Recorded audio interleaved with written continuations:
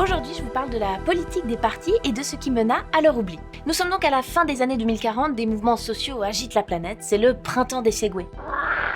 Depuis, la gouvernance des sages nous assure prospérité, bonheur, vitalité sexuelle et 300 jours de vacances par an, comme vous le savez tous. Mais ça n'a pas toujours été comme ça.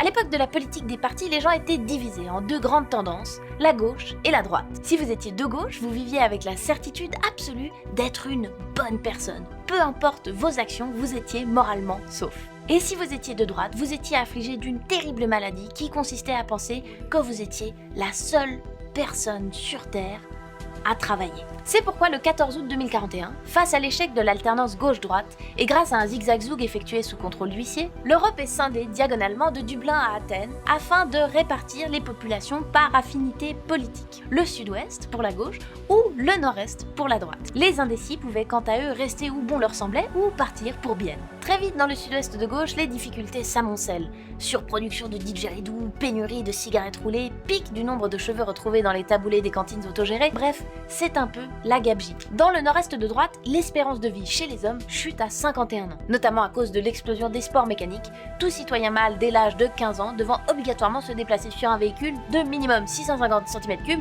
ou directement passer au quad. L'expérience touche à sa fin en 2045, quand un habitant du sud-ouest et un du nord-est tombent follement amoureux sur un forum de discussion consacré au dernier tome de Game of Thrones. Les deux Europes réalisent alors combien leur passion commune des dragons et du sexe explicite les réunit, mais également qu'on se passe très bien des parties, des primaires, des chaînes d'infos en continu et des fameux débats. Cela dit, les spécialistes reconnaissent aujourd'hui au débat une valeur humoristique indéniable, notamment la tradition du fameux « Écoutez, je ne vous ai pas coupé la parole, je vous demanderai de faire de même ». Voilà, c'est tout pour aujourd'hui, et maintenant la météo des vents saturniens avec Marie-Ange, suivie du premier épisode de la saison 77 de Game of Thrones.